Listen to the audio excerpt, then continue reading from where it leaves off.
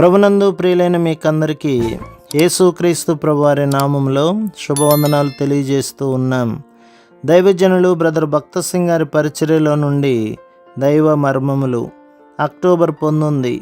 ఆయన మహిమా శక్తిని బట్టి సంపూర్ణ బలముతో బలపరచబడవలెనని కొలస్సీ పత్రిక 1:11.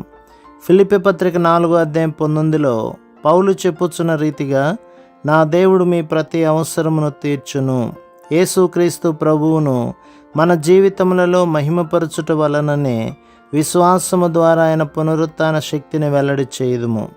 పునరుత్థాన శక్తిని అబ్రహాములో దేవుడు బయలుపరచగోరి అతనితో నిబంధన చేటుకు వచ్చెను. కొలస్సీ పత్రిక 1:11 విధముగా పూర్ణ బలముతో బలపరచబడెను. అబ్రహామును అతని భార్యయు బహువృద్ధులుగా నుండినందున అతడు మానవ బలముచే బిడ్డను పొందలేడు. దేవుడు నూతన జీవమును వారిద్దరి శరీరములో పోసెను. అదే పునరుత్థాన శక్తి, మరణమును జయించు దైవ జీవము. అట్టి శక్తి ద్వారానే వారు బిడ్డను పొందగలిగిరి. మన కొరకు మరణించి జీవించుటకు మనలోనికి వచ్చినట్టి ప్రభువే ఆ శక్తిని మనకు అనుగ్రహించగలడు. సమస్తమైన అక్కరలకు ఆయన చాలినవాడు గనక ఇట్టి విశ్వాసమును అనుగ్రహించుటకు దేవుడు తన సర్వాధికారము చొప్పున అనేక పద్ధతులను ఉపయోగించును. దేవుని వాగ్దానములలో అతని కుండిన విశ్వాసమును బట్టి దేవుడు అబ్రహామునకు ఒక క్రొత్త పేరునిచ్చెను. అతని పేరును అబ్రాము నుండి అబ్రహామునకు మార్చెను. నిన్ను అనేక జనములకు తండ్రినిగా నియమించి తిని.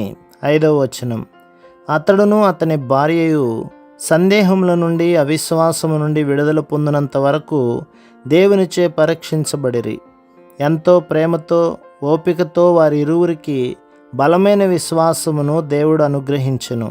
మనమందరము ఒకే సమస్యను కలిగి ఉన్నాము. అనేక పరిస్థితులలో శత్రువు మన మనస్సులలో సందేహములను పుట్టించును.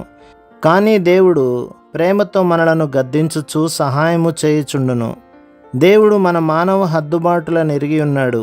ఆదికాండం 17:17.